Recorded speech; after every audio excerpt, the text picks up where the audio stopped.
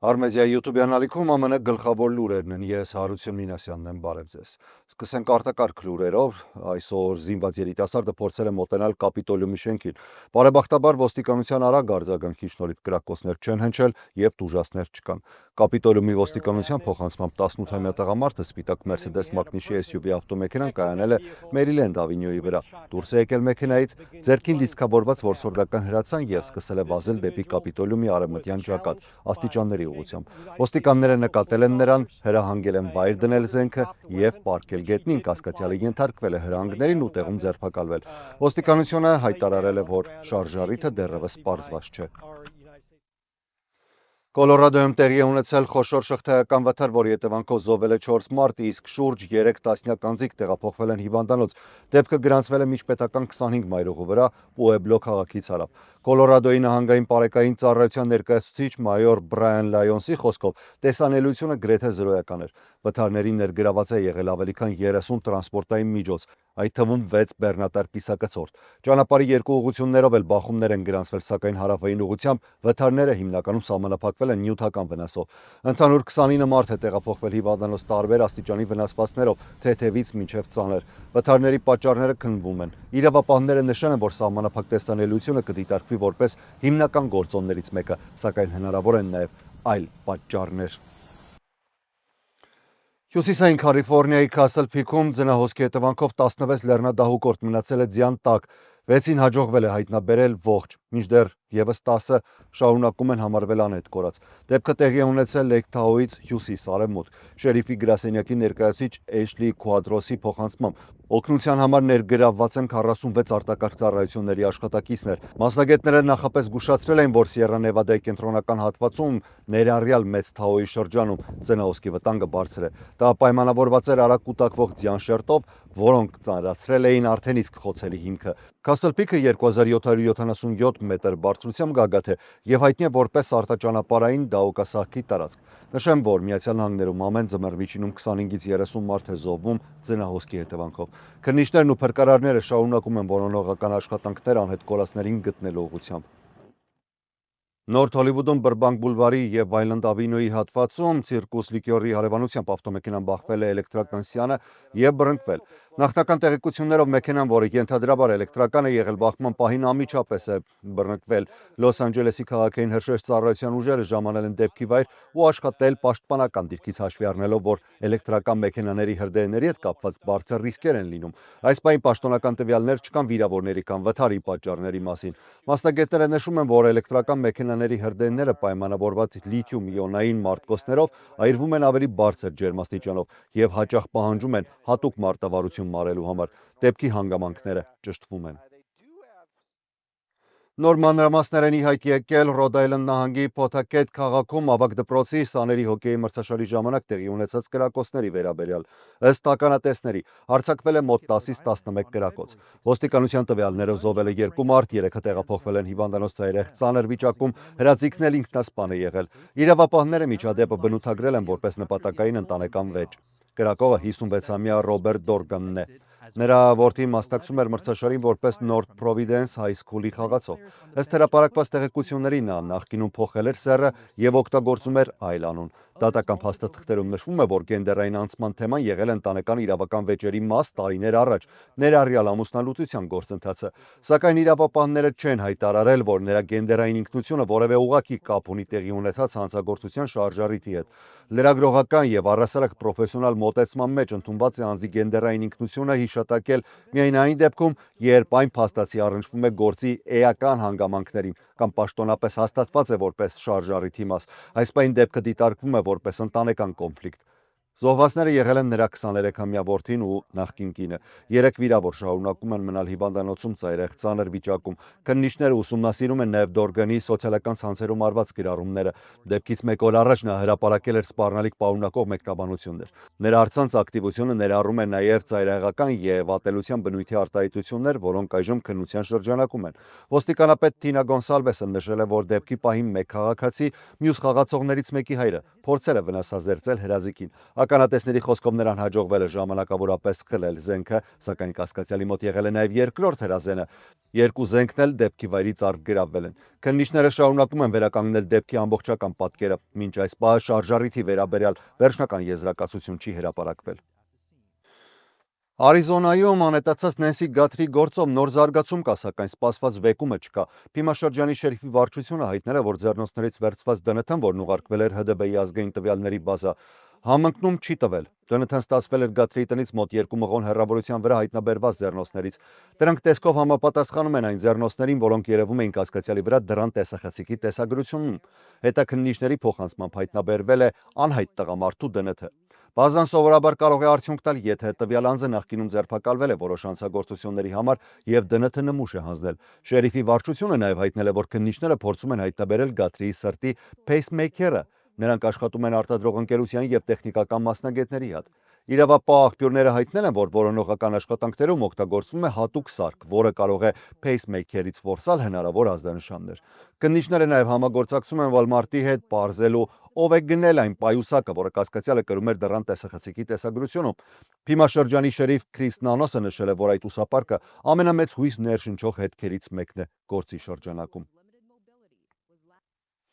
Դեմոկրատները Սպիտակ տանը եւ հանրապետականներին ներկայացրել են հակադարձ առաջարկ ներգաղթի վերահսկման համակարգի բարեփոխումների վերաբերյալ։ Սա վերջին զարգացումն է ներքին անվտանգության նախարարության DHS-ի ֆինանսավորման շուրջ ընթացող բանակցություններում։ Շաբաթ օրը DHS-ի ֆինանսավորումը դադարել է։ Կարճաժամկետ ֆինանսավորման երկարաձգումը, որը նախատեսված էր բանակցություններին ժամանակ տալու համար, ավարտվել է առանց համաձայնության։ Սենատի փոքրամասնության առաջնորդ Չակ Շումերը հաստատել է, որ դեմոկրատները նոր առաջարկ են ներկայացրել, սակայն մանրամասները դեռևս չի հրապարակել։ Կոնգրեսականներն այժմ արձակուրդում են, սակայն առաջնորդները հայտարարել են, որ եթե համաձայնություն ձեռք բերվի, անդամներին կհրավիրեն Վաշինգտոն։ Շումերը վերահաստատել է դեմոկրատների նախկին 3 հիմնական պահանջները՝ այսի գործունեությունը վերահսկելու եւ բռնությունը դադարեցնելու նպատակով։ Դրանք են դադարեցնել շրջիկ բարեկային գործողությունները եւ սահմանափակել այսի գործակալների մուտքը որոշ վայրեր, սահմանել ուժի կիրառման հստակ կանոնակարգ եւ պարտադրել, որ գործակալները չկրեն դիմակներ ու օգտագործեն մարմնի տեսախցիկներ։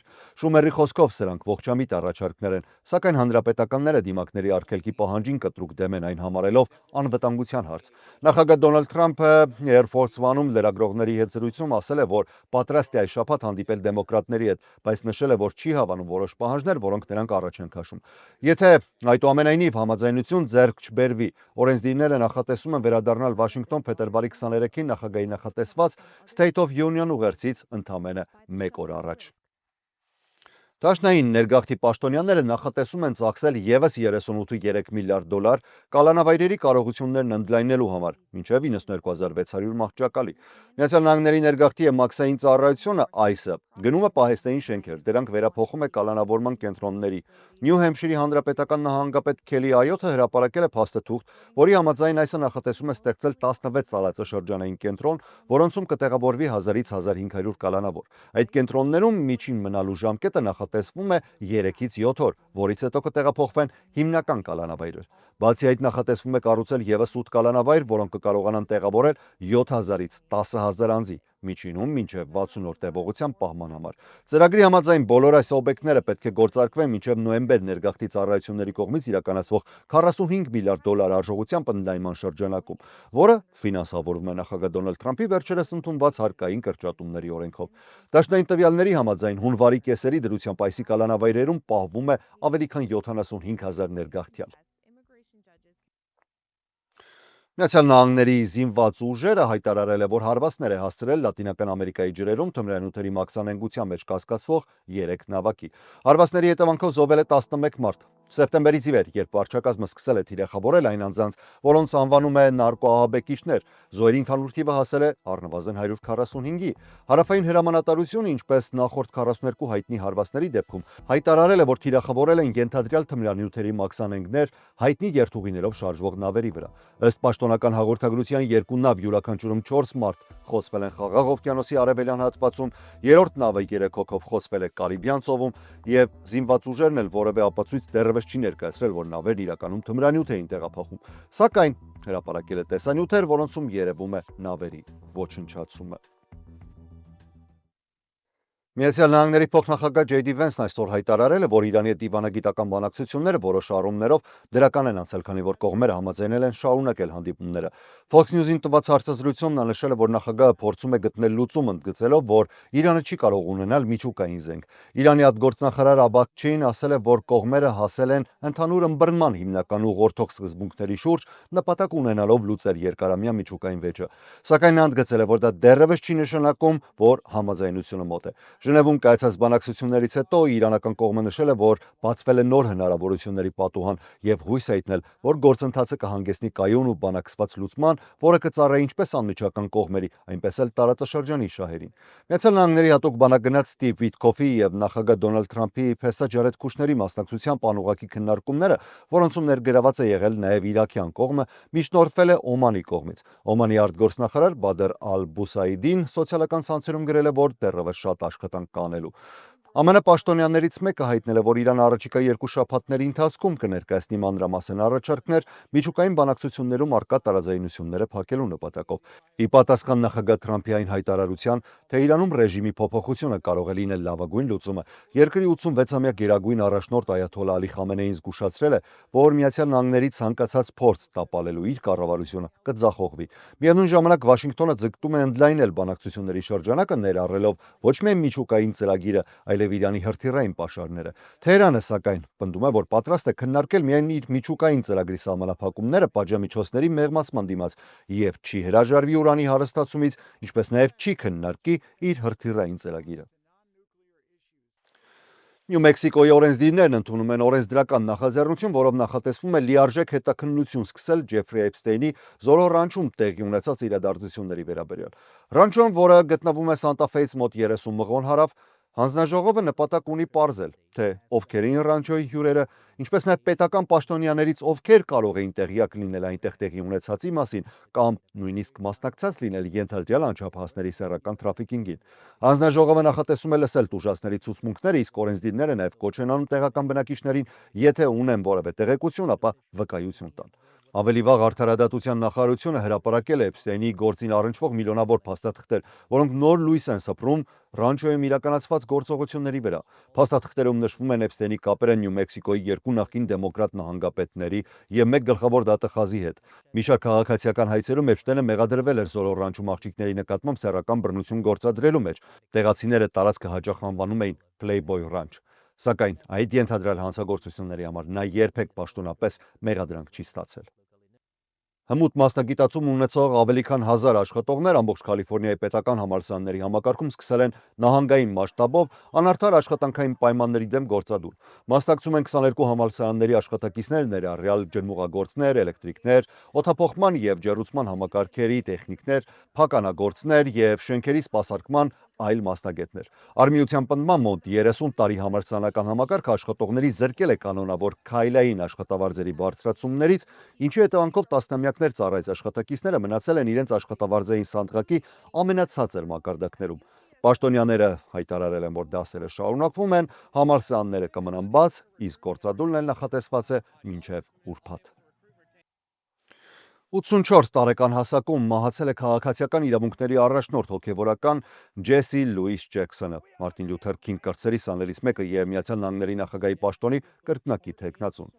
Ջեքսոնի ընտանիքը հայտնել է, որ նա մահացել է Չիկագոյում իր տան ընտանիքի շրջապատում։ Վերջին տարիներին նա տառապում էր հազվագյուտ նավթաբանական հիվանդությամբ։ Քաղաքացիական իրավունքների շարժման մեջ Ջեքսոնը դարձավ այն գործիչը, որը Քինգի սպանությունից հետո տասնամյակներ շարունակ պահեց շարժման դրոշը բարձր։ Ջեքսոնը ողջ կյանքի ընթացքում պայքարել է աղքատների եւ հասարակությունից դուրս մղվածների իրավունքների համար, քվեարկության իրավունքի, աշխատատեղերի, կրթության եւ առողջապահության ոլորտներում։ Նրա հայտնի կարգախոսը I am somebody, ես ինչ-որ մեկն եմ, դարձել է հպարտության եւ արժանապատվության խորհրդանիշ։ Նախկին նախագահ Բարակ Օբաման հայտարարել է, որ Ջեքսոնը օգնել է առաջնորդել մարդկության պատմության ամենանշանակալի փոփոխությունների շարժումները եւ իր նախագահական արշավների միջոցով հիմք է դրել նոր հնարավորությունների։ Նախկին նախագահ Բիլ Քլինտոնը նրան պարգևատրել էր ազատության նախագահական մեդալով, երկրի բարձրագույն քաղաքացիական պարգևով։ Ջեքսոնը երիտասարդ տարիքում ակտիվորեն ներգրավել է քաղաքացիական իրավունքների պայքարում, մասնակցել Սելմայից Մոնտգոմերի քայլերթին, 1984 եւ 88 թվականների նախագահական արշավներով